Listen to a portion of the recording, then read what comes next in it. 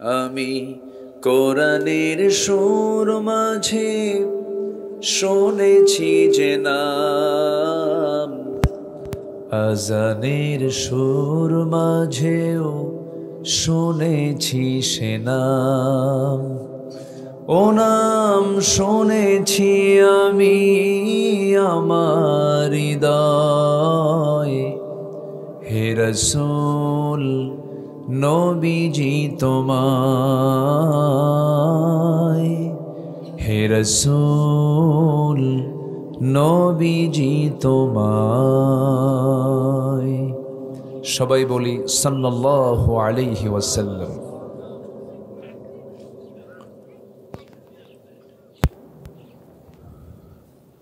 চাঁদপাড়া স্বতন্ত্র ইফতেদায়ী মাদ্রাসা মাঠে অনুষ্ঠিত যুব সমাজ কর্তৃক আয়োজিত 40তম অধিবেশন তাফসীরুল কোরআন মাহফিল 2024 মহত আয়োজনের সম্মানিত সভাপতি, শিক্ষাবিদ, ইসলামী আন্দোলনের অকুতোভয় সৈনিক জনাব ইকবাল হোসেন, প্রধান অতিথি মাননীয় চেয়ারম্যান মহোদয় জনাব ইঞ্জিনিয়ার আপেল মাহমুদ, আজকের এই প্রোগ্রামের বরেণ্য অতিথি মাওলানা সেলিম উদ্দিন আল হুমাইদি কক্সবাজার, আজকের এই প্রোগ্রামের বরেণ্য অতিথিবৃন্দ, বিশেষ করে হযরত উলামায়ে কেরাম, ফদলা ইজাম, আমার বাম পাশে বসা এই লাহিড়িপাড়া ইউনিয়নের সাবেক সফল চেয়ারম্যান, মজলুম জননেতা, মরহুম মকবুর, আমার অত্যন্ত কাছের, আমার শ্রদ্ধাভাজন মরহুম আব্দুর রশিদ সাহেবের সুযোগ্য সন্তান, আমার জেল পার্টনার, একসঙ্গে জেলে ছিলাম, আমার সেলিম ভাই, সামনে উপস্থিত দূরে কাছের বিভিন্ন স্থান থেকে ছুটে আসা আমার প্রাণপ্রিয় সম্মানিত দ্বীনী ভাইয়েরা, আড়ালে বসে আছেন শ্রদ্ধেয়া মা বোনেরা, আলোচনার সূচনায় আনুষ্ঠানিকতার মধ্য দিয়ে আমার পক্ষ থেকে আবারও দিল খোলা সালাম, আসসালামু আলাইকুম ওয়া রাহমাতুল্লাহি ওয়া বারাকাতুহু। সবাই কেমন আছেন? আমাকে প্রশ্ন করলেন, আল্লাহ তাআলা আমাকে আপনার মতোই রেখেছেন, আপনার সাথেই রেখেছেন, বলি আলহামদুলিল্লাহ। বিশেষ করে দাঁড়িয়ে থাকে যে ভাইগুলো আছেন, আমার মনে হয় মাহফিলের সৌন্দর্য রক্ষার জন্য আপনাদের বসাটা খুবই জরুরি। নামাজের পরে নামাজের বিরতি দিলে এই দেশের মাহফিলগুলো এলোমেলো হয়ে যায়, এক অধিবেশনে শেষ করতে হয়। কারণ আমার দেশে ওয়াজের শ্রোতা বেশি, কিন্তু নামাজের শ্রোতা কম, নামাজি কম, তো তারা মাহফিলে এসে নামাজের টাইম দিলে পরে তখন বেকায়দায় পড়ে যায়, হুজুর ওয়াজ শুনতে আসছিলাম, আবার নামাজ পড়া লাগবে নাকি আবার। তো এই আসরের নামাজের জন্য একটু হলেও এলোমেলো হয়ে গেছে, অনেকে নড়াচড়া করেছেন, পিছনে দিতে হবে না আমার মনে হয়, সামনে চেপে বসলেই এই যে সামনের ফাঁকা স্থানগুলো আছে, আমার মনে হয় যে পিছনের যারা দাঁড়িয়ে থাকা ভাইগুলো এবং পিছনে বসা ভাইগুলো একটু সামনে আসলে তাহলে এই এলোমেলো দৃশ্যটা থাকবে না। আর একটু আমার দিকে চেপে চেপে আসেন তো, একটু হরকত করেন। নামাজের যেমন সৌন্দর্য বৃদ্ধির জন্য সামনের কাতারটা পূরণ করলে এরপর পিছনের কাতারে যেতে হয়, সামনের কাতার ফাঁকা রেখে সেকেন্ড কাতার যেমন সৌন্দর্য বর্ধন নয়, ঠিক তেমনই মাহফিলের একটা সৌন্দর্য আছে। মেহেরবানি করে মাহফিলকে একটু সামনের দিকে একটু চেপে চেপে আসেন, একটু চেপে চেপে বসেন। এই যে দাঁড়িয়ে থাকা ভাই, একটু প্লিজ যারাই আছেন একদম কোনো কথা না বলে সোজা আমরা মাহফিলের ময়দানে বসে পড়ি। আল্লাহ তুমি সবার অংশগ্রহণকে তুমি আল্লাহ কবুলের মঞ্জুর করো, জোরে বলি আল্লাহুম্মা আমিন। আচ্ছা ঠিক আছে, বসেন, একটু মেহেরবানি করে সবাই বসে পড়ুন। সময়ের কাঁটা খুব দ্রুত চলে যাচ্ছে, হাতের সময় খুবই কম। তবে আমল যদি নিয়ত থাকে যে আমি আমলের নিয়তে শুনতেছি, তাহলে পর্যাপ্ত সময় আছে। আমরা এই গধূলি বেলা কোরআন শোনার জন্য সময়টাকে বের করেছি, বিশাল ব্যাপার। কিন্তু এই সময়ে মানুষ বিভিন্ন খেলাধুলা, হাটে ঘাটে, মাঠে বাজারে, ব্যবসা বাণিজ্যে বিভিন্ন জায়গায় ব্যস্ত থাকে। আমরা সকল ব্যস্ততাকে মাইনাস করে আমরা বসে গেছি হলো জান্নাতের এমন একটি টুকরায়। সেই মহান রব যিনি আমাকে এমন সুন্দর জায়গায় কবুল করে নিয়েছেন, সেই মহান রবের শানে আমরা বলছি সবাই আলহামদুলিল্লাহ। এটা চিৎকার মেরে বলছে আলহামদুলিল্লাহ। সবাই বলছে আল্লাহুম্মা আইন্নি আলা যিকরিকা ওয়া শুকরিকা ওয়া হুসনি ইবাদাতিকা। সবাই বলে আল্লাহুম্মা ইন্নি আসআলুকা আল হুদা ওয়াত তুকা ওয়াল আফাফা ওয়াল গিনা। সবাই বলে আল্লাহুম্মা লাকা আসলামতু ওয়া বিকা আমানতু ওয়া আলাইকা তাওয়াক্কালতু ওয়া ইলাইকা আনাবতু ওয়া বিকা খাসামতু। আমরা আল্লাহ তাআলার শুকর আদায় করে নিলাম। সম্মানিত হাজিরিন, অল্প সময়ের ভিতরে আমাকে কথাগুলো শেষ করতে হবে।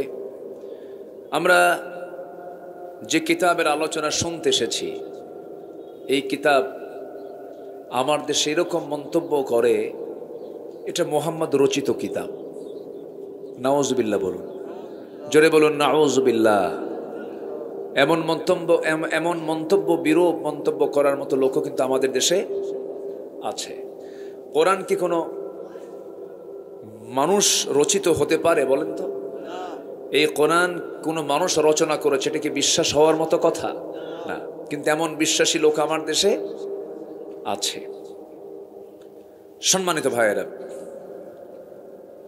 কোরআন মানব রচিত যদি হতো, এতদিন এই কোরআনের অনেক কিছুই ব্যর্থতা প্রমাণ হয়ে যেত। জেনে খুশি হবেন, শুধু মুসলিম নয়, গোটা পৃথিবীতে এই যে কোটি কোটি মানুষের মাঝে ইহুদি, নাসারা, বিভিন্ন ধর্মের মানুষ আছে, সবগুলো চ্যালেঞ্জ তারা সামনে নিয়ে চেষ্টা করেছে কোরআনের কোনো ভুল খুঁজে পাওয়া যায় কিনা। কিন্তু আজ পর্যন্ত কোনো মানুষ, কোনো বুদ্ধিজীবী, কোনো গবেষক কোরআনে কারীমের একটা ভুল ধরেছে এমন কি প্রমাণ মিলেছে? আসতে বলবেন না মিলেছে? মিলে নাই। বরঞ্চ কোরআনকে ভুল ধরার কোনো ক্ষমতা পৃথিবীর কোনো মানুষের নাই। যেখানে সব জ্ঞান শেষ, সেখানে কোরআনের জ্ঞান শুরু। এটাকে ভুল প্রমাণ করবে এমন কোনো যুক্তি, এমন কোনো বুদ্ধি, এমন কোনো চিন্তা, এমন কোনো গবেষণা কিয়ামত পর্যন্ত কেউ করতে পারবে না। সম্মানিত ভাইয়েরা, কেন জানেন? কোরআন তিনিই রচনা করেছেন যিনি এই সূর্যের মালিক। সুবহানাল্লাহ বলবেন না? কোরআন তিনি নাজিল করেছেন যিনি এই বিশাল আকাশের মালিক। কোরআন তিনি নাজিল করেছেন যিনি এই বিস্তৃত জমিন এবং 7 সমুদ্রের মালিক। সেই রবের পক্ষ থেকে কোরআন এসেছে। সেই রব আমাকে আপনাকে এই কিতাবটা দিয়েছেন। এর মধ্যে এমন কিছু তথ্য আছে যা 1500 বছর আগে কোনো মানুষের পক্ষে এটা দেওয়া সম্ভব নয়। যেমন ধরুন, এই সূর্য নিয়ে আল্লাহ তাআলা আজ থেকে 1500 বছর আগে সূরা ফুরকানের ভিতরে সুন্দর করে জানিয়ে দিয়েছেন। মহান রব্বুল আলামিন বলেন, তাবারাকাল্লাযী জাআলা ফিস সামাই বুরুজান ওয়া জাআলা ফিহা সিরাজান ওয়া কমারান মুনীরা। অতীব বরকতময় সেই মহান প্রভু যিনি আকাশে রেখেছেন বহু গ্রহরাজি, বুরুজ রেখে দিয়েছেন এবং তাতে রেখেছেন প্রদীপ্ত সূর্য এবং রাতের আলোকিত চাঁদ রেখে দিয়েছেন। দিনের প্রদীপ্ত সূর্যের কথা বলেছেন এবং চাঁদটাকে আলোকিত বলেছেন। আল্লাহ রাব্বুল আলামিন কত আগে বলে দিলেন চাঁদ অন্যের আলোতে আলোকিত হয়। আর সূর্য নিজস্ব আলো নিয়ে সে চলাচল করে। সূর্যের নিজস্ব আলো আছে, চাঁদের নিজস্ব আলো নাই। এই কথাটা বিজ্ঞান হালে প্রমাণ করেছে। বিজ্ঞানরা সম্প্রতি প্রমাণ করে বলেছে চাঁদের নিজস্ব কোনো আলো নাই, সূর্যের নিজস্ব আলো আছে। এই তথ্য যে বিজ্ঞান দিল আজ থেকে ১৫০০ বছর আগে, কোরআন আল্লাহ রাব্বুল আলামিন অনেক আগে জানায়া দিয়েছেন। এখন বলুন, বিজ্ঞানকে এই তথ্য প্রমাণ করেছে না কোরআন থেকে ধার করেছে? বলেন বলেন বলেন বলেন। কোরআন থেকে ধার করেছে। জানতোই না মানুষ। Not the earth but the sun moves. এক সময় বলতো পৃথিবী নয় সূর্য ঘোরে, আবার বলতেছে সূর্য নয় পৃথিবী ঘোরে। ওদের তো মাথায় ঘোরে, ঠিক কি না? আল্লাহ রাব্বুল আলামিন এই যে গবেষণাগুলো চললো তার 1000 বছর আগে জানায়া দিলেন, লাশ-শামসু ইয়ানবাগি লাহা আন তুদরিকাল কমারা ওয়ালাল লাইলু সাবিকুন নাহার ওয়া কুল্লুন ফি ফালাকি ইয়াসবাহুন। সূর্যের ক্ষমতা নাই চন্দ্রকে টপকে যায়, চন্দ্রেরও ক্ষমতা নাই সূর্যকে টপকে যায়। প্রত্যেক সৃষ্টি তার নিজ নিজ কক্ষপথে সুনির্দিষ্ট পদ্ধতি নিয়ম মেনে তারা চলাচল করছে। জোরে বলি সুবহানাল্লাহ। মানে সূর্য ঘোরে, পৃথিবীও ঘোরে, সবকিছু তার নিজ নিজ কক্ষপথে পরিভ্রমণ করছে। এই কথা জানিয়ে দিয়েছেন ১৫০০ বছর আগে। তিনি কে? আসতে বলবেন না, তিনি কে? আল্লাহ তাআলা। আমার নবীজি কোনোদিন সৌরজগৎ নিয়ে পড়াশোনা করেননি। আমার নবীজি কোনোদিন কোনো শিক্ষা প্রতিষ্ঠানে যাননি। আমার নবীজি চাঁদ সূর্যের কোনো ব্যাখ্যা নিয়ে কোনো গবেষণা কোনোদিন করেননি। ওই স্টাডি তিনি কখনো করেননি। তিনি কেমনে জানলেন? তিনি আল্লাহ রাব্বুল আলামিন আরেকটা আয়াতে বলছেন, أولم يرى الذين كفروا أن السماوات والأرض كانتا رتقا ففتقناهما وجعلنا من الماء كل شيء حي জোরে বলুন আল্লাহু আকবার। যারা কাফির তারা কি দেখে না এই আকাশ এবং জমিন এক সময় দুটো এক জায়গায় লাগানো ছিল, দুটো একসঙ্গে মিলানো ছিল। আল্লাহ রাব্বুল আলামিন প্রচন্ড একটা ধাক্কার মধ্য দিয়ে এর মাঝে মহাশূন্য তৈরি করে দিয়েছেন। এই জমিন একদিন আকাশ এক সময় একসাথে লাগানো ছিল, মাঝখানে যে মহাশূন্য হয়েছে, মহাশূন্যের জন্য একটা ধাক্কা লেগেছে। সেই ধাক্কা কানাত রাতকান ফাফাতাকনাহুমা, এই ধাক্কাকে আজকের আধুনিক সায়েন্স বলছে তাকে বিগ ব্যাং। কি? বিগ ব্যাং থিওরির কথা। যারা একটু সায়েন্স নিয়ে যারা একটু চিন্তা করেন, এই বিগ ব্যাং থিওরি হালে আবিষ্কার হয়েছে, 50-60 বছরের মধ্যে আবিষ্কার হয়েছে। বিজ্ঞানরা এটা এই তথ্য দিয়েছে, কিন্তু অথচ আল্লাহ রাব্বুল আলামিন এই বিগ ব্যাং থিওরিটা কত আগে, ১৫০০ বছর আগে রাসূলকে জানিয়েছেন। তিনি আমার কে? আল্লাহ তাআলা। তাহলে এই যে শুধু ফিজিক্স কেমিস্ট্রির উপরে, সায়েন্সের উপরে ২৫০ থেকে ৩০০ আয়াত শুধু আল্লাহ পাক কোরআনে নাজিল করেছেন। জোরে বলি সুবহানাল্লাহ। সেই কোরআন আমাদের সামনে থাকার পরেও পৃথিবীতে সবচাইতে নির্যাতিত জাতি হলো মুসলমান। আমি কি ভুল বলছি? সবচেয়ে বেশি মার খাচ্ছে কোন জাতি বলেন তো? বলেন, কোন জাতি সবচেয়ে বেশি মার খাচ্ছে? মুসলমানরা মার খাচ্ছে। অথচ গোটা পৃথিবীর ৮০০ কোটি মানুষের ২০০ কোটি মুসলমান, অর্থাৎ 1/4, প্রতি 4 জনে 1 জন মুসলমান। প্রাকৃতিক খনিজ সম্পদ মুসলমানদেরই বেশি। এরপরে বিশ্বের 10টি ধনী রাষ্ট্রের তালিকায় 1 নাম্বার সহ প্রথম কাতারের 4-5টা হলো মুসলিম রাষ্ট্র। এত কিছু থাকার পরেও গোটা পৃথিবীতে আজকে সবচেয়ে বেশি মার খাচ্ছে কারা? আসতে বলবেন না, কারা খাচ্ছে? কারা খাচ্ছে? মুসলমানরা। কেন?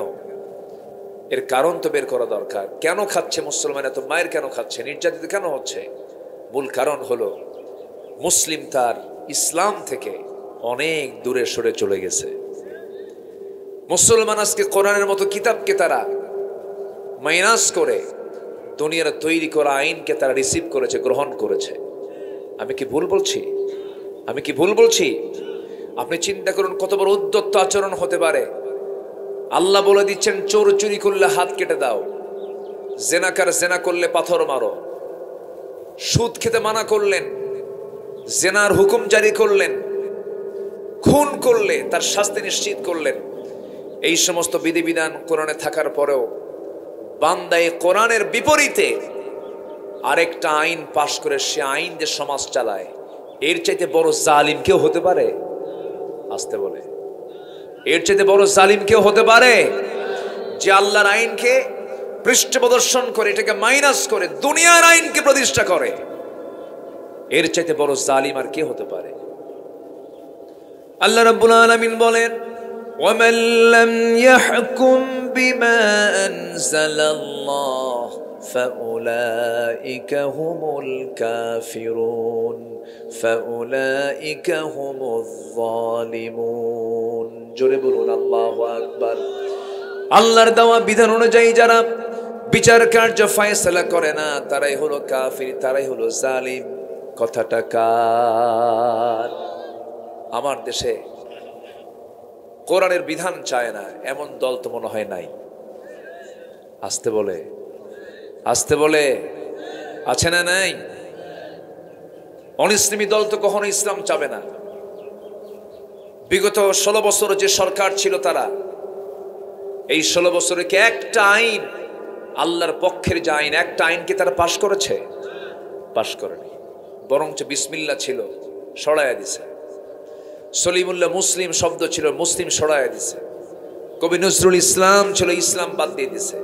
এবং তাদের দলের নামের আগে ছিল আওয়ামী মুসলিম, মুসলিমটা তারা উৎখাত করেছে। তাদের কাছে ইসলাম, মুসলিম, বিসমিল্লাহ এগুলো ছিল তাদের কাছে বিরক্তির কারণ। তো ওরা ইসলামকে মুছে দেওয়ার কারণে আল্লাহ ওদেরকে মুছে দিয়েছেন। আসতে কন কেন? আসতে কন কেন? ইসলাম মুছতে গেলে নিজেরাই অস্তিত্বহীন হয়ে যায়। ইতিহাস তাই সাক্ষী। ফেরাউন ইসলামকে নিশ্চিহ্ন করতে গিয়ে ফেরাউন পানিতে চুবুক হয়ে মরেছে।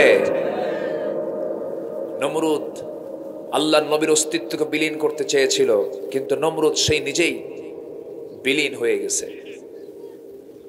5 অগাস্টের মাত্র 4-5 দিন আগে এই দেশে শতাধিক দল থাকার পরেও একটা দলকে নিষিদ্ধ করেছিল। জানেন না আপনারা? জানেন না? একটা দলকে নিষিদ্ধ করেছিল। আরো তো ইসলামী দল ছিল। বিভিন্ন গ্রুপিং এক জায়গায় করলে প্রায় 53টা ইসলামী দল আমার দেশে আছে। অন্য দল তো আছে। এই 53টা দলের ভিতরে অনিসলামী সহ শতাধিক দলের ভিতরে একটা দলকে শুধু তারা নিষিদ্ধ করেছিল। সাধারণ মানুষ হককে না চিনলেও বাতিল কিন্তু ঠিকই হককে চিনতে পারে। আসতে কোন কেন? বাতিল ঠিকই হককে চিনতে পারে। ওরা ভেবেছিল আমরা নির্দিষ্ট দলকে নিষিদ্ধ করছি, না, ওরা ইসলামকে নিষিদ্ধ করতে গিয়ে তারা নিজেরা নিষিদ্ধ হয়ে গেছে। কোনটা হক দল এটা বোঝার জন্য আর কাউকে প্রশ্ন করা লাগবে না, নিজেই জবাব পেয়ে যাবেন। অঙ্ক বুঝে নিতে হয়, অঙ্ক শিখে নিতে হয়। এই 16 বছর নিজের পিঠটাকে বিছানার সঙ্গে আলিঙ্গন করতে পারে নাই এমন বহু লোক ছিল কি ছিল না? ছিল কি ছিল না? আমাদের কি দোষ ছিল ভাই বলেন? সেলিম ভাই কো? হ্যাঁ, কি দোষ ছিল বলেন? আমরা কি করেছিলাম বলেন? আমরা সেই 1998 সাল থেকে 2000 সালে নির্বাচনের আগ দিয়ে ওই সময় মামলা হয়েছিল। জননিরাপত্তা আইন, একটা আইন তারা পাশ করেছিল। ওই যে মামলা শুরু হয়েছে, বিগত আমলে তো ফকিরও মামলা খেয়েছে। আমরা তো আছি রাস্তার ফকির, থানায় মামলা রেডি, কিন্তু আসামি খুঁজে পাচ্ছে না। আসামির কোটা পূরণ করার জন্য রাস্তার ফকির ধরে নিয়ে এসে মামলা দিয়ে দিচ্ছে। কি কথা কি বুঝতেছেন? কথা কি বুঝতেছেন? আমাদের কি দোষ ছিল বলেন? কি দোষ ছিল আমাদের? ধরে নিয়ে চলে গেল 2018 সালে। থানায় নেওয়ার পরে ওসি সাহেব কান্দে, বলে হুজুর কি করবো, উপায় তো নাই। আপনার ওয়াজ শুনি, আপনার খুব ভক্ত, কিন্তু নিরুপায়। চাকরি বাঁচান তো ফরজ হুজুর, মাফ করে দিয়ে। আমি বললাম চাকরি বাঁচান ফরজ, কিন্তু ইমান বাঁচান নফল। ইমান বাঁচান নফল না। মামলা খান দিয়া জেলখানায় পাঠায় দিল। হুজুর নির্বাচন পর্যন্ত থাকেন, এরপরে চলে আসবেন। মানে নির্বাচন পর্যন্ত থাকেন, মরা মানুষ ভোট দিয়ে যাক। কি মানুষ? মরা মানুষ যায় নাই, মরা মানুষ যায় নাই, মরা মানুষ যায় নাই। পাবনার এক লোক বলে, হুজুর আমার দাদি আমার নানি গত ইলেকশনে ভোট দিয়ে গেছে, আমি মিস করছি। এবার ইলেকশনে আমি পিঠা বানায় রাখছিলাম, এবার তো দাদি নানি আসবেই। এই হচ্ছে অবস্থা। জেলখানায় ঢুকলাম, দেখি এক মুরব্বী চাচা আমার দিকে লম্বা সালাম দিয়ে বলে, হুজুর আপনি জেলখানায়? হ্যাঁ জেলখানায় আসছে হুজুর, খুব খুশি হলাম। বললাম জেলখানায় ঢুকলে কেউ খুশি হয় নাকি? হুজুর খুশি হয়েছে এই জন্য ওয়াজ মাহফিলে যায়, অনেক দূরে বসি, আপনার সঙ্গে মুসাফা হয় না, একটু আলিঙ্গন হয় না।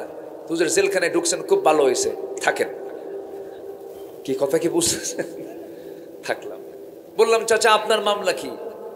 বলে বাবা আমার মামলা হলো বোমা হামলা। বোমা হামলা, বয়স কিন্তু 85 বছর। বলেন তো 85 বছরের মানুষ কি বোমা মারতে গিয়া অন্যের গায়ে লাগবে না নিজের গায়ে লাগবে? এই চিত্র চিত্রায়িত হয়েছে।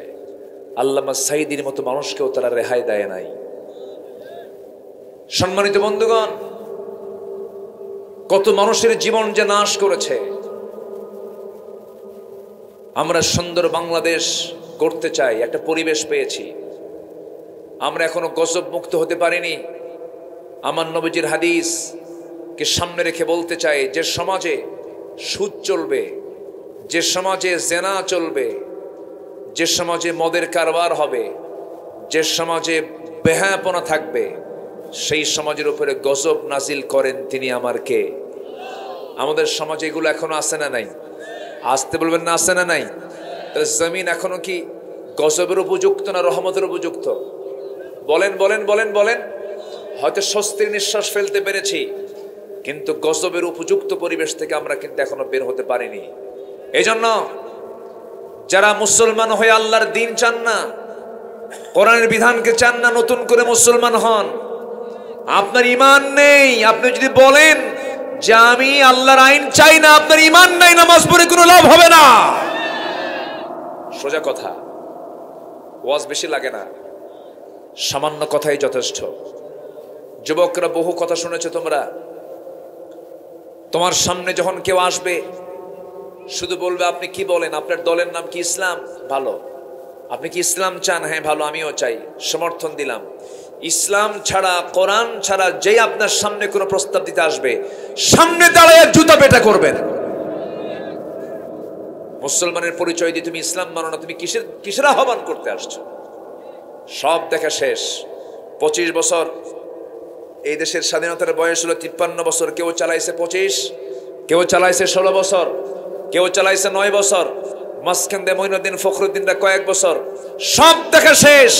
আগামীর দেশ আমরা দেখতে চাই ইসলামের দেশ, কোরআনের দেশ। রাজি আছেন কারা কারা? হাত উঁচু করে দেখান মুসলমান। কেউ তো স্লোগান দেন না।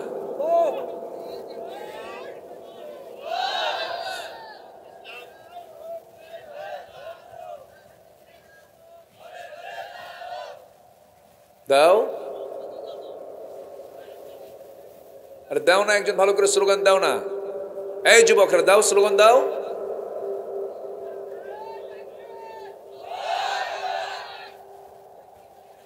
কাম সারছে, এরা যুদ্ধ করবে কেমনে বুঝতেছি না। তুই একটা নেতা খুঁজে পাচ্ছি না। নারায়ে তাকবীর। কোরআন আছে যেখানে, আল কোরআনের আলো, আমার নেতা তোমার নেতা। নারায়ে তাকবীর। এটা আওয়াজ তো ঠিকই আছে, কিন্তু ইমাম নাই। কষ্ট পাচ্ছেন নাকি আপনারা? আলোচনা চালাই, জোরে বলি ইনশাআল্লাহ। তাহলে আমাদের কথা একটাই, সেটা হচ্ছে সমাজের অশান্তি দূর করার জন্য বিধান দরকার কার? আমরা কি চাই বাংলার জমিনে সুদের কারবার থাকুক, জেনার কারবার থাকুক, মদের দোকান থাকুক? আমরা কি চাই? এগুলো আইন করে বন্ধ করতে হবে। আগামীতে আমরা তাই চাবো যেটা আল্লাহ চান। জমিনে কারো বিধান মানি না, আমরা কার বিধান মানতে চাই? আল্লাহর বিধান। আমার বন্ধুগণ, একটু কান লাগাবেন, মনোযোগ দিয়ে শুনবেন। সবাই দুনিয়া থেকে বিদায় হয়ে যাব, কেউ বাঁচার জন্য আসে নাই। এই চাঁদপাড়াতে পা দেওয়া মাত্রই, এই চাঁদপাড়া গ্রামের মধ্যে ঢোকা মাত্রই আমার চাচার কথা মনে হলো। আব্দুর রশিদ সাহেব একজন চেয়ারম্যান ছিলেন, লম্বা তাগড়া জোয়ান মানুষ ছিলেন। তাকে ইয়াং টাইমেও দেখেছি, চোখের সামনে ভাসতেছেন। লোকটা কবর জিয়ারা করে আসলাম, সামনে কবর পেয়েছিলাম। আল্লাহ তুমি তার কবরটাকে জান্নাতের টুকরা বানায়া দাও। জনপ্রতিনিধি ছিলেন, কত কষ্ট করেছেন, কত সেবার কাজ করেছেন, কত স্মৃতি হয়ে আছেন। একটা মানুষের মৃত্যু কত বড় উপদেশ আমার আপনার জন্য। একটু লক্ষ্য করে দেখুন, তার চাইতে বয়সে বেশি মানুষ এখানে আছে না নাই বলেন? তার চাইতে বয়সে বেশি মানুষ কিন্তু এখানে বসে আছেন। ওই যে তার বড় ভাই বসে আছেন, উনি আজকে দুনিয়াতে নাই, দুনিয়া থেকে বিদায় নিয়েছেন। এই বিদায় থেকে যদি আমরা শিক্ষা না নিতে পারি, এই জীবন তো একভাবে চলেই যাবে, কিন্তু আমার আখিরাতটা কি হবে এটাই না বড় পেরেশান থাকা উচিত আমাকে আপনাকে। আমার নবীজি জীবনে যত ভাষণ দিয়েছেন, এর মধ্যে একটা ঐতিহাসিক ভাষণ দিয়েছেন তিনি। বিদায় হজের ভাষণ তিনি দিয়েছেন। সেই বিদায় হজের ভাষণে তিনি ১৬ লক্ষ সাহাবীর সামনে ছিল। কয় লক্ষ বলেন? ১৬ লক্ষ। ১,২৫,০০০ সাহাবীর সামনে আমার নবীজি বয়ান করেছিলেন। সেই বয়ানের টাইম ডিউরেশন খুবই কম ছিল, মাত্র ২০ থেকে ২৫ মিনিট, সর্বোচ্চ ৩০ মিনিট তিনি কথা বলেছিলেন। মানব জীবনের এমন কোনো সাইড নাই, এমন কোনো দিক এবং বিভাগ নাই যে তার বক্তৃতার মধ্যে ফুটে ওঠে নাই। আমার নবীজির সেই দিনের বক্তব্যের ভিতরে একটা লাইনে তিনি একটা মেসেজ দিয়েছিলেন। সেই মেসেজটা হলো, ইখতাবু ফি হাজ্জাতিল বিদা ইত্তাকু রাব্বাকুম সাল্লু খামসাকুম ওয়া সুমু শাহরাকুম ওয়া আদ্দু যাকাত আমওয়ালিকুম ওয়া আতিউ উমারাকুম তাদখুলু জান্নাত রাব্বিকুম আও কামা ক্বালা আলাইহিস সালাতু ওয়াস সালাম। আমার নবীজি সেই বিদায় হজের ভাষণে যতগুলো কথা বলেছেন, এর মধ্যে একটা অন্যতম কথা হলো, রাসূল বলেছেন, তোমরা যদি জান্নাত পেতে চাও তোমরা ৫টা কাজ করো। কয়টা কাজ করো বলেন? ৫টা কাজ করো। নাম্বার 1 হলো, তোমরা কাউকে ভয় পাবে না, একমাত্র ভয় পাবে কার? আসতে বলবেন না, ভয় পাবে কার? আল্লাহর ভয় পাবে। আল্লাহ ছাড়া কাউকে ভয় করা যাবে না। ভয়টা কি? ৫টা কাজ আজকে আমরা শিখে যাব হাদিসের দৃষ্টিকোণ থেকে। আলোচনার মূল পয়েন্ট আমি এই জায়গায় আসতেছি। এতক্ষণ ধরে যে কথাগুলো বললাম, একটা বিষয় ক্লিয়ার করলাম, সেটা হলো সমাজের গজব থেকে। এই সমাজে বসবাস করছে, এই সমাজের আল্লাহর দেওয়া, আল্লাহর প্রদত্ত গজব থেকে বাঁচার জন্য গজবের যে উপযুক্ত যে কাজগুলো, সেই কাজগুলো বাদ দিতে হবে। নাম্বার 1, জেনা মুক্ত সমাজ গড়তে হবে, মদ মুক্ত সমাজ গড়তে হবে। এরপরে সুদ মুক্ত সমাজ গড়তে হবে। এই সমাজ গড়ার জন্য আমাকে আপনাকে চেষ্টা করতে হবে। আমার বন্ধুগণ, এগুলো সব বন্ধ হয়ে যাবে যদি সমাজে চালু হয়ে যায় কার বিধান? আসতে বলবেন না, কার বিধান? এই জমিন আল্লাহর বিধান হোক, সবাই কি চান? যারা চান, আগের যুগে 16 বছর যারা ছিল তাদের নাম দিয়েছিল হলো রাজাকার। কি নাম দিয়েছিল? যারা বিধান চাই আল্লাহর, তারা কি হয়ে গেছে? যারা বিধান চায় আল্লাহর, তারা হয়ে গেছে কি? রাজাকার। আল্লাহর বিধান চাইলেই তারা রাজাকার হয়ে যেত। কত গালিগালাজ যে আমাদেরকে দিয়েছে, কত যে হুমকি ধামকি আমাদের দেখিয়েছে। এই যে সমস্ত মাহফিলে ডানে বামে কিরামন কাতিবিন বসে থাকতো, ওয়াজ করার কোনো কায়দাই নাই। এমন কি পোস্টারের নামের ভিতরে যদি একটু এলোমেলো হতো, মাহফিল বন্ধ। কমিটি থানায় যায়, যাওয়া আসা করতে করতে জুতার তলা ক্ষয় হয়ে যায়, তবু অনুমতি মিলত না। সেই পরিবেশ থেকে আমরা আজকে একটু হলেও স্বস্তি নিঃশ্বাস ফেলতে পারছি। আমরা সমাজটাকে গড়ব কোরআন দিয়ে, ইসলাম দিয়ে। জোরে বলি ইনশাআল্লাহ, আরো জোরে বলি ইনশাআল্লাহ। আমরা ভয় করব কাকে? আসতে বলুন, ভয় করব কাকে? আল্লাহকে। আল্লাহ যদি আমাকে পাকড়াও করেন, পৃথিবীর কেউ আমাকে ছাড়াতে পারবে? কেউ ছাড়াতে পারবে না। আর আমার আল্লাহর আমি যদি খুশি করতে পারি, আল্লাহর অফিসকে যদি আমি একটু ম্যানেজ করতে পারি, আল্লাহকে যদি একটু রাজি করতে পারি, পৃথিবীর কোন মানুষের আমার দরকার নাই। আমার দরকার সবার আগে কাকে খুশি করা? আসতে বলবেন না, কাকে খুশি করা? মাহফিলে কি আসিয়ারা আসছে? মাহফিলে আসিয়া, আয়েশা, খাদিজারা আসছে তো নাকি? বলি আলহামদুলিল্লাহ, তাই না? না, মেয়েরা বেশি হয়, মেয়েরা মাহফিলও বেশি থাকে, মার্কেটও বেশি থাকে। তারা নাই কো জায়গায়, তারা সব জায়গাতেই বেশি। মাহফিলে মোটামুটি বোরকা টোরকা পরে আসে, মাহফিলে বোরকা না পড়লে কেমন হয়। কিন্তু বিয়ের দিন, মার্কেটে যাওয়ার দিন, ঈদের দিন কোনো বোরকা নাই। আমি কি ভুল বলতেছি? বিয়ের দিন বোরকা পরবে, এটা অসম্ভব ব্যাপার। বাবার বাড়ি থেকে কিছু সোনা পাইছে, গহনা পাইছে, হাতে পায়ে গহনা আছে, তো বোরকা পরলে তার গহনা দেখা যাবে না। আমার কত ভরি গহনা আছে এটা একটু দেখানোর দরকার না? এই জন্য বোরকা পরলে তো মিস হয়ে যাবে। এটা শাড়ি শুড়ি পইরা গহনা, এই যে আমার গহনা, এই যে গহনা কি দেখবে পরপুরুষ না স্বামী? সকল সৌন্দর্য দেখা, সকল সৌন্দর্যের বহিঃপ্রকাশ হবে কার সামনে? স্বামীর সামনে। কিন্তু মার্কেটে যায় দেখায় কাদের? হ্যাঁ, সবাইকে, সবাই জাত, মানে জাতীয় কি, এটা কি মানে সে তখন হয়ে যায় ব্যক্তির না পাবলিক? নারী কি পাবলিকের জন্য না ব্যক্তির জন্য? আল্লাহ নির্দিষ্ট একটা জায়গার ভিতর আল্লাহ পাক তাকে এখতিয়ার দিয়েছেন তার সৌন্দর্য প্রকাশ করার জন্য। আমার মা যারা আসছেন, সম্মানিত বন্ধুগণ, সবার আগে আমার আল্লাহকে ধরতে হবে, আমার আল্লাহকে কাছে নিতে হবে, আল্লাহকে সবচেয়ে কাছের মনে করতে হবে। পৃথিবীর কেউ আমার আপন না। ক্ষণিকের সম্পর্ক এটা। বিয়ে হয়েছে, বউটা আসছে, মায়া দয়া কাজ করতেছে, সন্তান হয়েছে, ছেলে মেয়ে, মায়া দয়া কাজ করতেছে। কিন্তু আপনি চক্ষু একটু বন্ধ করে দেখুন তো, আপনি মরে গেছেন, কেউ কি আপনার আপন হতে পারে? আস্তে আপন হতে পারে? আমার বন্ধুগণ, পৃথিবীতে আপন বলতে কেউ নাই, পৃথিবীতে নিকটজন বলতে কেউ নাই। তবে আত্মীয়ের হক আদায় করতেই হবে। তবে মূল কথা হলো, রিয়াল কথা হলো, একদিন আমি আপনি সব পর হয়ে যাব, এমনকি মা পর্যন্ত আমাকে চিনবে না। একদিন সবাই সবাই থেকে পালাবে, কেউ কাউকে পরিচয় দিতে পারবে না, কেউ কারো সুপারিশ করতে পারবে না। এমন একটা দিন সবার সামনে আসতেছে আমার বন্ধুগণ। যুবকরা, ধরো আজকে তুমি সুন্দরবনের সংসার জীবন যাপন করতেছো, হঠাৎ করে চণ্ডীহারা থেকে চাঁদপাড়া আসতে নিয়ে হঠাৎ করে তোমার হুন্ডা অ্যাক্সিডেন্ট করে, তুমি রোড অ্যাক্সিডেন্ট করে তুমি খাদের মধ্যে পড়ে তুমি মারা গেলে। তোমার সুন্দরী বউ বাড়িতে আছে, কিন্তু তোমার ইন্তেকালের সংবাদ যখন পেয়ে গেছে, পাগলের মতো কান্নাকাটি, সেন্সলেস হয়ে গেছে। এইরকম করে ওই বউটা তোমার কয়েকদিন পর্যন্ত খাবে না, জীবনে বলবে জীবনে আর কোনো বিয়ে নয়। এরকম করে মাসখানেক চলে যাবে, তার খাবার চালু হয়ে যাবে, মুখে হাসি চলে আসবে।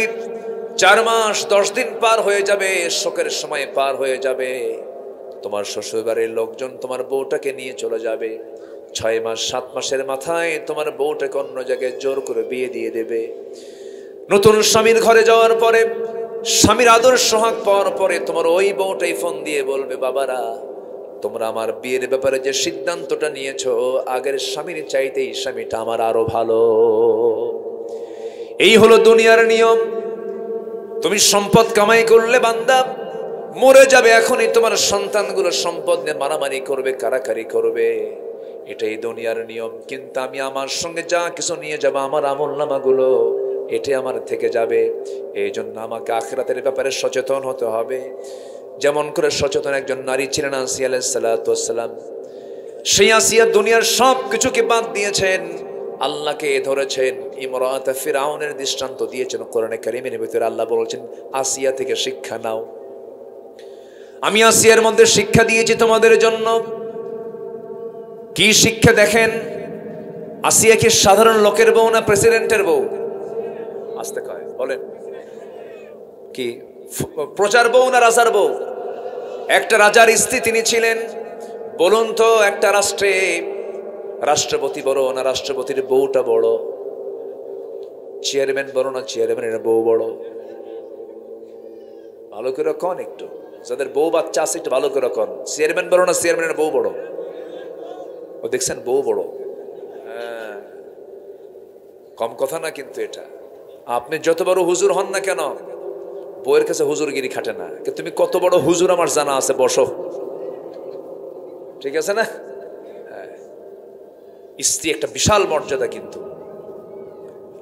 এত বড় আসন পাওয়ার পরেও, এত কিছু পাওয়ার পরেও ফার্স্ট লেডি অফ ইজিপ্ট, দুনিয়ার সমস্ত নাজ নিয়ামত, সব যশ সম্মান খ্যাতি সব কিছু পেয়েছিলেন তিনি, কিন্তু আল্লাহকে ধরতে গিয়ে সব তিনি পেয়েছেন না, ছেড়েছেন। বলেন বলেন বলেন, সব ছেড়ে দিয়েছেন। রাষ্ট্রীয় ক্ষমতা ছেড়ে দিয়েছেন, পরিবার ছেড়ে দিয়েছেন, স্বামী ছেড়ে দিয়েছেন, সংসার ছেড়ে দিয়েছেন। আহারে কি বড় ঈমান! ইসলাম গ্রহণ করতে যতগুলো বাধা আসে প্রত্যেকটা বাধার সম্মুখীন হয়েছেন আসিয়া আলাইহিস সালাতু ওয়াস সালাম। কত বড় পরীক্ষার সম্মুখীন হয়েছেন! রাষ্ট্রীয় বাধা, পারিবারিক বাধা, সামাজিক বাধা, ধনাঢ্য শ্রেণীর বাধা, সব বাধাকে তিনি মোকাবেলা করেছেন। শেষ পর্যন্ত বলা হলো, আসিয়া তুমি এত বড়, আমার সঙ্গে তুমি এত বড় বেঈমানি করবে আমার জানা ছিল না। আমি ফেরাউন, তোমাকে বারবার বলছি তুমি দিনটা ছেড়ে দাও, ইমানটা ছেড়ে দাও। আসিয়া বলেন, স্বামী আমার, আপনি আমাকে যে স্বার্থে বলতে চাচ্ছেন সেই স্বার্থ আমার প্রয়োজন নাই। আমি দুনিয়া থেকে হাসতে হাসতে বিদায় নিয়ে নেব, কিন্তু বাতিল শক্তির কাছে মাথা নত করব না। শেষ পর্যন্ত ফেরাউন করলো কি, আসিয়া আলাইহিস সালাতু ওয়াস সালামকে পাকড়াও করে বলে ফেলল, আসিয়া তোমাকে আমি আজকে করাত দিয়ে চিরে দুই টুকরা করে বিদায় করে দেব। আসিয়া বলছেন, আপনি মৃত্যুর হুমকি দেখাচ্ছেন কেন? আমি আমার নাকের ভিতরে জান্নাতের ঘ্রাণ পেতেছি। জোরে বলে সুবহানাল্লাহ। অনেক চেষ্টা করা হলো, অনেক লম্বা কথা, শেষ পর্যন্ত আসিয়া আলাইহিস সালাতু ওয়াস সালামের সামনে চলে আসলো জাল্লাদ। জাল্লাদ তার কপালে করাতটা লাগাইয়া দিল। শেষবারের মতো ফেরাউন বলল, আসিয়া সংসারে চলে গেল, পরিবারে চলে গেল, সব চলে গেল, ভালো করে ভেবে চিন্তে দেখো। আসিয়া বলছেন, স্বামী আমার, আপনি আমার প্রতি যে কথাগুলো শোনাচ্ছেন এগুলো আমি শুনবো কখন? আমার আল্লাহ আমাকে জান্নাতগুলো দেখায় দেখায় দিতেছে। করাত অর্ডার করা হলো জাল্লাদকে। করাত যখন চালু করে দেওয়া হলো, আসিয়া আলাইহিস সালাতু ওয়াস সালামের মুখ থেকে একটা দোয়া চালু হয়ে গেল। সেই দোয়া তিনি করেছেন আজ থেকে 4000 বছর আগে। সেই দোয়াটা আল্লাহ রাব্বুল আলামিন 13000 বছর আগে কোরআনে কোট করলেন, দুনিয়াতে নাজিল করলেন। জোরে কোন সুবহানাল্লাহ। সেই দোয়াটা কি? আমার মা একটু কান লাগায় শোনেন, আসিয়ার মতো জীবন যাপন করুন। রব্বি বিনিলি ইনদাকা বাইতান ফিল জান্নাতি ওয়া নাজ্জিনি মিন ফিরআউনা ওয়া আমালিহি। আল্লাহ গো, তুমি আমার জন্য বানায় দিবা একটা ঘর। কয়টা ঘর বলেন? জান্নাত কি একটা ঘরের জায়গা নাকি? জান্নাত হবে সর্বনিম্ন, জান্নাত হবে 10টা পৃথিবীর মতো একটা জান্নাত। কিন্তু আসিয়া চাইছেন কয়টা ঘর? একটা ঘর চেয়েছেন। আল্লাহ তুমি আমাকে বুয়ুত দিও না, বাইতান দিও, একটা বাইতান। রব্বিবনিলি ইনদাকা বাইতান ফিল জান্নাহ, একটা ঘর আমাকে দিয়ে দিবা। আমি তোমার কাছে সেই ঘরটা চাই, কিন্তু সেই ঘরটা হতে হবে দূরে নয়। তুমি আল্লাহ তোমার আরশ আজিমের দেওয়ালের সাথে। জোরে কোন সুবহানাল্লাহ। আল্লাহকে তিনি দূরে নিয়েছেন না কাছে নিয়েছেন? বলেন বলেন বলেন বলেন। আল্লাহই তো আমার কাছের জন।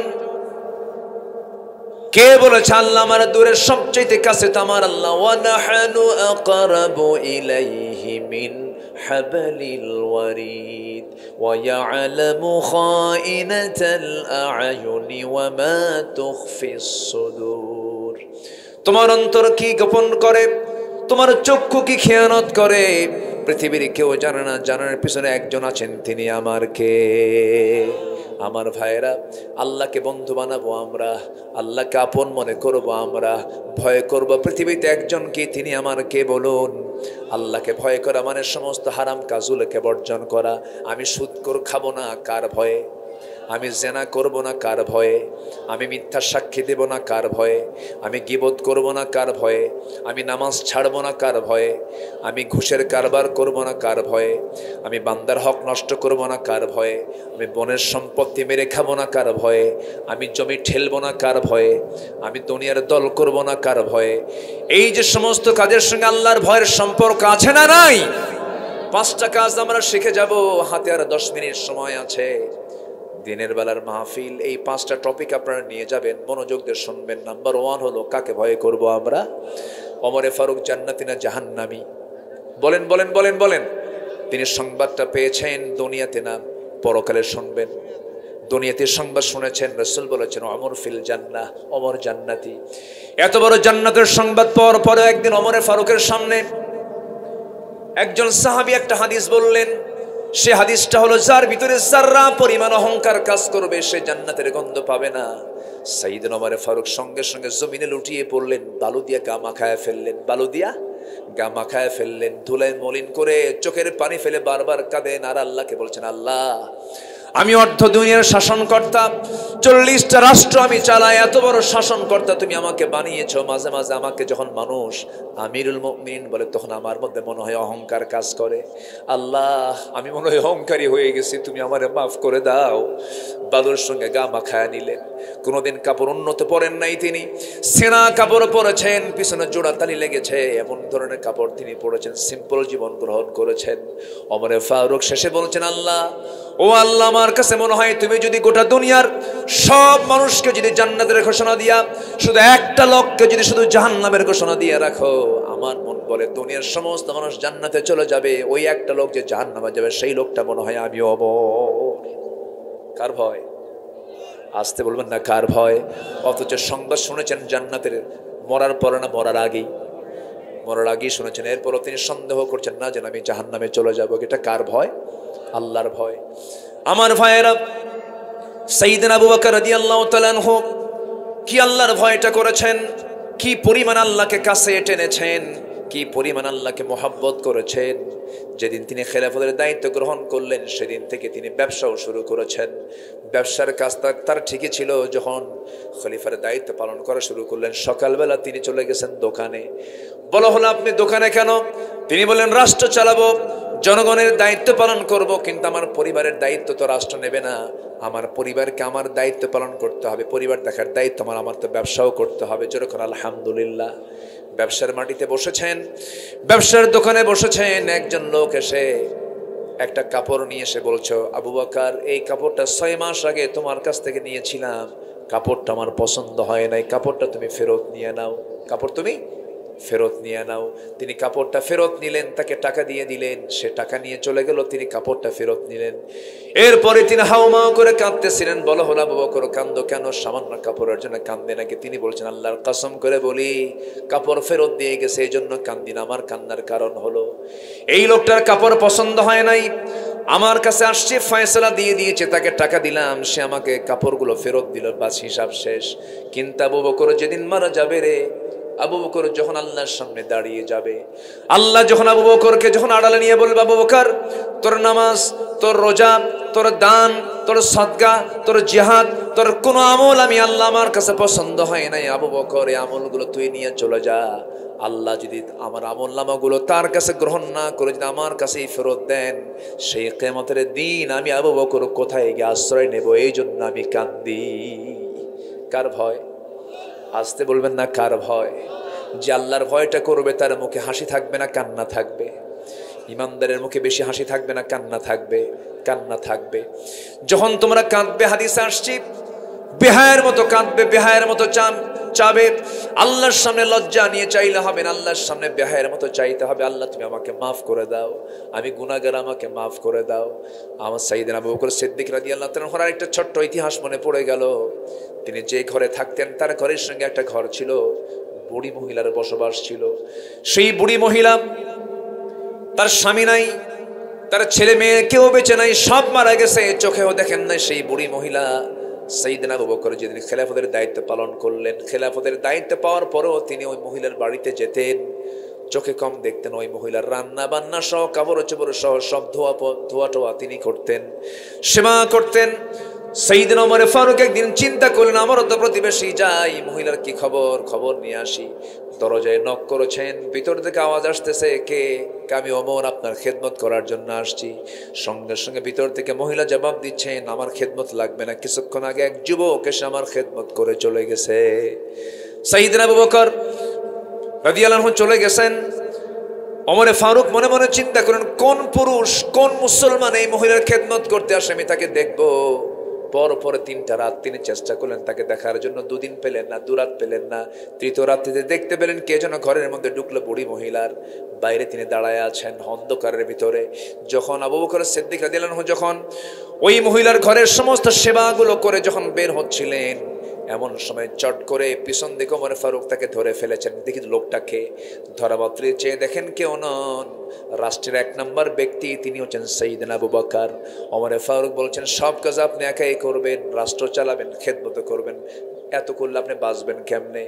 সাইয়েদনা আবু বকর বলছেন, ভাই ওমর রে, হাসরের ময়দানে তোমার আমলনামা তোমার পিঠে যাবে না, আমার আমলনামা আমার পিঠে আসবে, তোমার আমলনামা তোমার পিঠে যাবে। আমাকে কাজগুলো করতে দাও, আমাকে প্রতিবেশীর হক আদায় করতে দাও।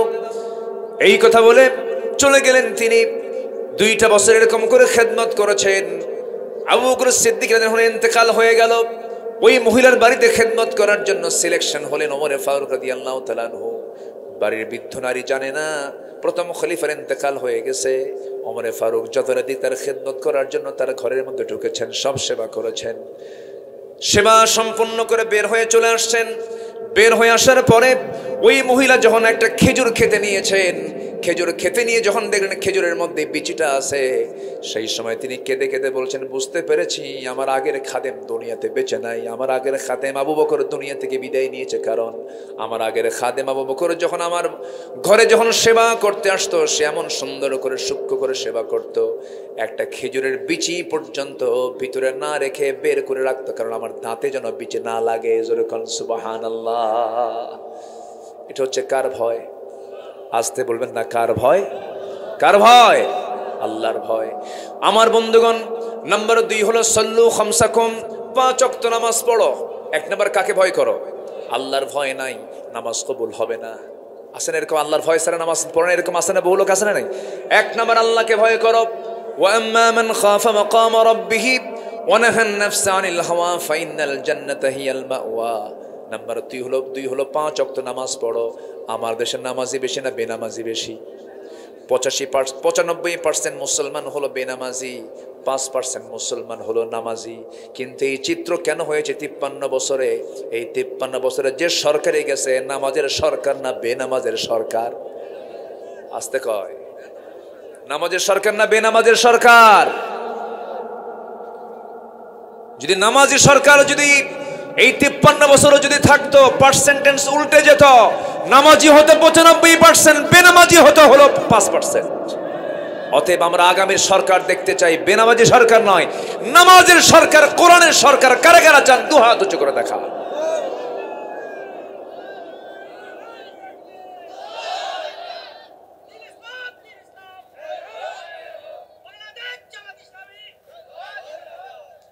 আল কোরআনের আলো, কোরআন হাদিস যেখানে, আমার নেতা তোমার নেতা, আমার নেতা তোমার নেতা। জি, আল্লাহ কবুল করুন, জোরে বলে আমিন। আজান পড়ে যাবে যখন তখন, দোয়া করার সময় পাবো না আমি। মনে হয় 5:10 মনে হয় আজান, না? হ্যাঁ, রিয়েলি জানেন তো? নিশ্চিত? হ্যাঁ, মনে হয় না। আচ্ছা, 15তে আজান না? আচ্ছা, আমি বারবার ঘড়ি দেখছি কেন, মাগরিবের সময় তো খুব অল্প থাকে। কষ্ট পাচ্ছেন নাকি আপনারা? বলি আলহামদুলিল্লাহ। আগামী বছর এখানে আসবো, আবার আসবো, আসতে হবে, আসবো এখানে। আচ্ছা, যদি আল্লাহ কবুল করেন, দেখা যাক, জোরে বলি ইনশাআল্লাহ। আমি তো আলেমের রাত না, আমি আলেমের দিন। আচ্ছা, দেখা যাক। তবে বেশি রাত কিন্তু না, বেশি রাতেও কিন্তু বরকত নাই। আপনি যে কথাগুলো শুনলেন, যদিও সময় অল্প হয়েছে, কিন্তু সবাই কিন্তু কথাগুলো শুনতে পেরেছেন। সবার অ্যাটেন্ডেন্সে ছিল, মনোযোগিতা ছিল। কিন্তু রাত 10টার পরে, রাত 11টার পরে, 12টার পরে ওয়াজ হয় না, হয় আওয়াজ, আলোচনা হয় না, আলু সানা। আমি এটাই মনে করি, কারণ 12টার পরে ওয়াজ হয় না তো। হ্যাঁ, একদম। জি, আমরা মানে সময় মতো যদি রাতে নাও হয়, আমি সময়ের ব্যাপারে, আমি টাইম সিলেকশন মাহফিলের গুরুত্বপূর্ণ একটা বিষয়, এটা আমরা খেয়াল করব। দেখা যাক, আমার বাদ এশা আগামীতে যদি হয়, দেখা যাক ইনশাআল্লাহ। জোরে বলি ইনশাআল্লাহ। জি, সম্মানিত ভাইয়েরা, তাহলে 5টা কাজ আমরা আজকে শিখে যাচ্ছি। তার মধ্যে 2টা বলেছি। 1 নম্বর হচ্ছে কার ভয়? বলেন কার ভয়? আরো জোরে, কার ভয়? এরপর নামাজ পড়ব কয় ওয়াক্ত? বলেন কয় ওয়াক্ত? অসুমু শাহরাকুম। নাম্বার 2 হচ্ছে রমজান মাসে রোজা রাখবে ফরজ মনে করে না নফল মনে করে। রমজান মাসে আমাদের দেশের সামনের রমজান থেকে কোনো হোটেল খোলা থাকবে না। জোরে বলে ইনশাআল্লাহ। চাঁদপাড়ার যুবক যারা আছো শুনে রাখো, তোমার গ্রামে কে নামাজ পড়ে আর কে নামাজ পড়ে না লিস্ট করবা, লিস্ট করে তাদেরকে দাওয়াত দিবা। তোমার গ্রামে যে মাতব্বরি করে সে নামাজ পড়ে কিনা আগে খোঁজ নিবা, বলবা চাচা নামাজ পড়েন, মাতব্বরি টিকে রাখেন, নামাজ ছাড়বেন মাতব্বরিও ছুটায় দেব, ঠিক কিনা? তোমার গ্রামের মসজিদের যদি সভাপতি, সেক্রেটারি, ক্যাশিয়ার এগুলো যদি বেনামাজি থাকে, সুদখোর মদখোর যদি কান ধরে মসজিদ থেকে বের করে দাও। কি রাগ করতেছো নাকি তোমরা? সব জায়গায় চেঞ্জের দরকার আছে না নাই? ওরা তো মানে কমিটি করতে করতে কবরস্থান কমিটি ওদের হাতে নিয়েছিল। কমিটি, কবরস্থান কমিটি। যাই হোক সম্মানিত ভাইয়েরা, তাহলে যুবকরা তোমাদের দায়িত্ব, তোমার গ্রামে যে মহিলা বোরকা ছাড়া বের হবে সেই বাড়িতে যাবা, তার মেইন মুরব্বীকে বলবা যে এই বাড়ি থেকে বোরকা ছাড়া একজন মহিলা বের হয়, আপত্তিকর পোশাক পরে বের হয়, আমরা যুবক, আমাদের চোখের জেনা হয়, আমাদের অসুবিধা হয়, আমাদের নামাজ কালামের সমস্যা হয়, এই গ্রামে থাকতে হলে বোরকা ছাড়া বের হওয়া যাবে না। মনে থাকবে? এই চাঁদপাড়ার যুবকরা মনে থাকবে? এটা করো, আল্লাহ কবুল করুন, জোরে বলি আমিন। নাম্বার 3 হলো, নাম্বার 4 হলো ওয়াদু যাকাত আমওয়ালিকুম, তোমার মালের যাকাত তুমি দাও ফরজ মনে করে। কি মনে করে? নাম্বার 5 হলো তুমি কি করো? নাম্বার 5 হচ্ছে ওয়াতিউ উমারাআকুম। অনেক লম্বা কথা ছিল। তোমাদের মধ্যে যারা নেতা তাদের তুমি আনুগত্য করো। বিড়ি খাওয়া নেতা, আস্তে কয়, বিড়ি খাওয়া নেতা, গাঁজা খাওয়া নেতা, সাদাবাজি করা নেতা, মাদক নেতা, নেশাখোর নেতা, বেনামাজি নেতা, ওই সমস্ত নেতা যেগুলো তোমার চরিত্র ধ্বংস করার জন্য এগিয়ে আসবে, ওই সমস্ত নেতাদের মুখে জুতা মারো, থুতু মারো। ওই সমস্ত নেতৃত্বের মুখে আমরা জুতা মারি। নতুন বাংলাদেশ আমরা গড়তে চাই। আল্লাহ কবুল করুন, আল্লাহ কবুল করুন।